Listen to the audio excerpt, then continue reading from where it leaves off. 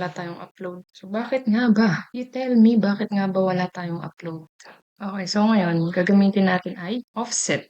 Para saan nga ba ginagamit ang offset? Offset, ginagamit yan para sa kapal ng wall mo, halimbawa. So, start na tayo. Using natin yung units. UN, enter. Okay na pala. Architectural.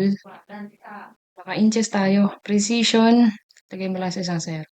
Okay. REC, enter. Lagay mo dimension. Dimension nung square mo. So, ang dimension ng square mo ay, halimbawa, 60 inches. Enter. 10 inches. Okay. So, yan. 5 feet. Okay.